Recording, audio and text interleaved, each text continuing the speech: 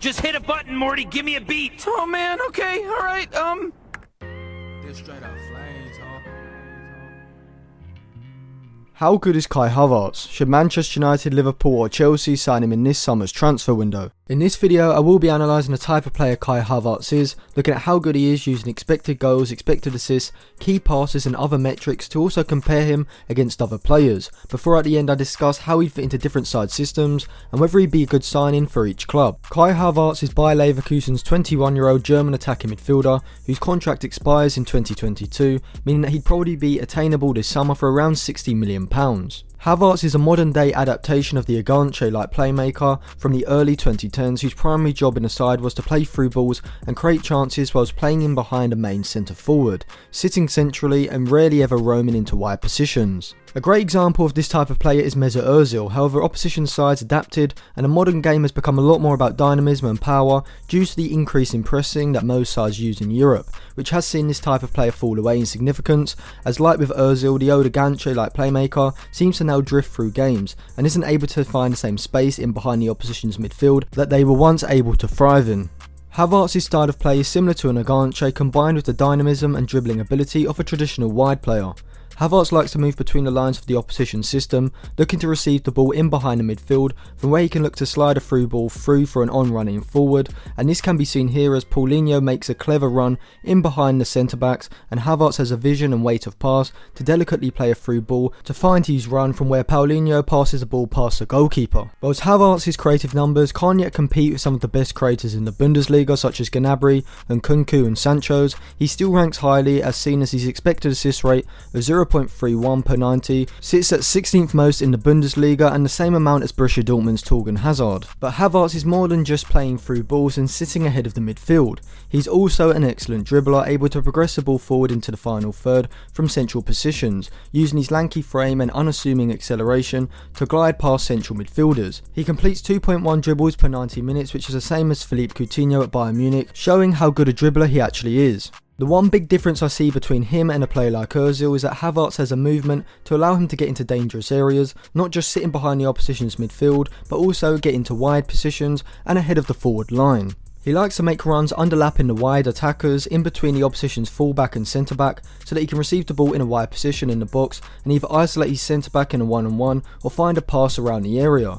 This can be seen here against Hertha Berlin, as Bayer Leverkusen have the ball with their back line. Havertz has the awareness to recognise the gap being created as the fullback pushes over to confront the Leverkusen wide player, and he makes a run ahead of the forward line in between the opposition centre-back and fullback. And when a long pass is played over the back line, Havertz finds himself in a one-on-one from where he's able to finish. His movement from central positions can be seen in this example against Paderborn. He is sitting between the Paderborn defence and midfield, and this is the kind of position where a traditional advanced playmaker like Ozil would be happy to stand out and receive the ball to his feet in front of the back line. However, Havertz recognises the goal scoring opportunity, moves in between the two centre backs, and when the ball is played into him, he has a composure and technique to allow the ball to run across his body before dinking the goalkeeper as he rushes out. His ability to move into goal scoring positions can be seen as he's got a non-penalty XG rate of 0.34 per 90 minutes this season, the same as Thomas Müller, showing that Havertz is very good at moving into goal scoring positions and creating chances for himself. He's also very accomplished at finishing those chances when he gets them, overperforming his XG rate by 0.11 goals per 90 minutes, seeing him score 2.05 goals more than expected this season. A lot of these goals come from instinctive strikes around the box, like this one where the ball bounces up to him in a wide position in the box from where he uses a precise technique to blast the ball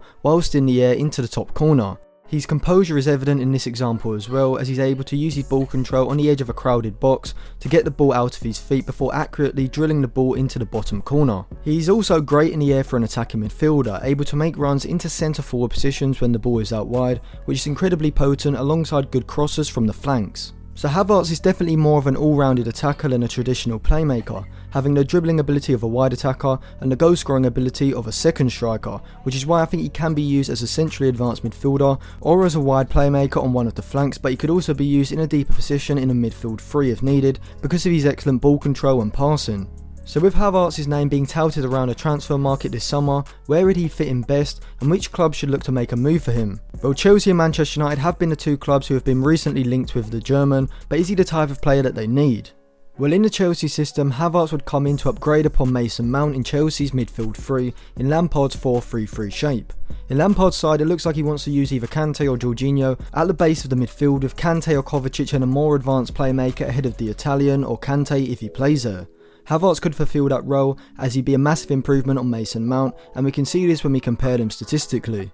As we can see, Havertz has a higher XG than Mount, is also overperforming it by a significant amount more, whilst also having a higher expected assist rate than Mount, completing more dribbles and making more passes into the box, and also making more pressures than the Englishman as well, showing the all-round improvement Havertz would be in this position. However, with Havertz likely costing £60 million and Chelsea already having spent £100 million on Werner and Ziyech and still needing to sign a top level left back, I don't think Chelsea can afford to go ahead with this transfer, even though it would be a fantastic signing if they could find the funds to make it happen. I have made videos analysing how Werner and Ziyech would both fit into the Chelsea system, so you can check those out after this video, along with my tactical analysis of Chelsea versus Manchester City, which will be linked in the description as well. At Manchester United, Havertz would have the same problem as Donny van der Beek if he joined United, which I spoke about in this video, which will be linked in the description below. The problem is that Solskjaer seems to be set on using a 4-2-3-1, meaning that if signed, one of Havertz or Fernandes would have to play in a deeper midfield role in the midfield double pivot if Pogba were to leave, which isn't either's best position, so it doesn't make sense for United to shell out £60 million on Havertz when they could bring in a top quality deep line playmaker instead for the same price. He could be used on the right of the attack, though United seem to have set their sights on a more natural wide attacker like Jadon Sancho or Adama Traore, who I think would suit Solskjaer's system a lot better in this role.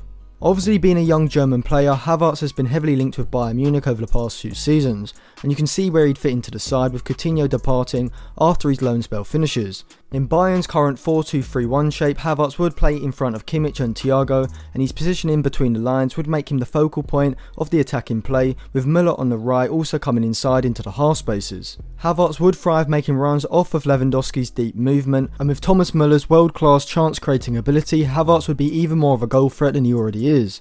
However, Goretzka already fulfills this role in the Bayern system, but Havertz would be an upgrade in terms of chance creating ability, so if Bayern could sell Goretzka for around £40 million and bring in Havertz for around £60 million, that would be a deal I would jump at. The team that I think should go all out to get Havertz is actually Liverpool. This is because their two most pressing issues, if you could even call them issues at the moment, are in the false 9 position to either upgrade or replace Firmino, and in the central midfield spots which are currently played by Henderson and Wijnaldum, which could be improved upon.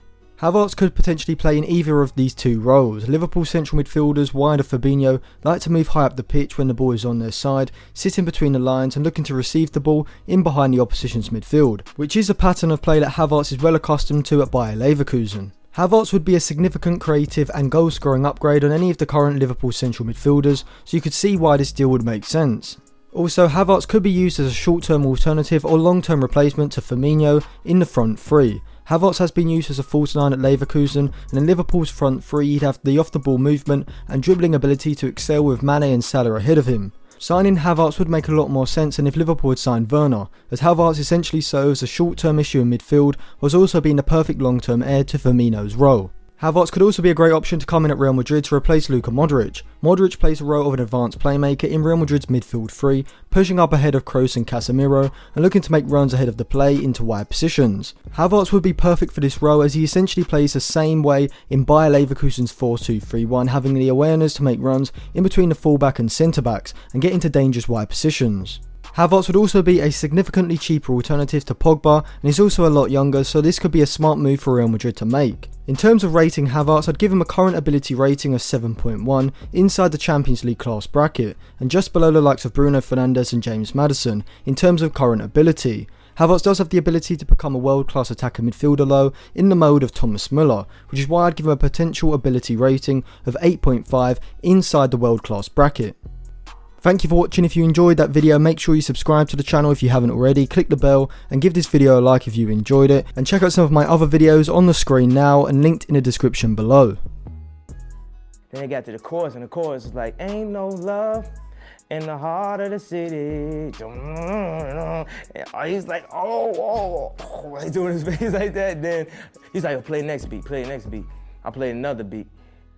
Just to like, yo, man, you a soulful dude. And everything that Hov is saying is like in stone. Like, I will never forget none of these words because I'm off the train, I'm from Chicago, I got $10 in my pocket right now, and I'm just having the opportunity to play these beats. So I'm, you know what I'm saying? I've had different so-called hit records and everything up to that point, but at this point, it's like this is like the moment of truth for me right here. So now I play another beat, then I play another beat.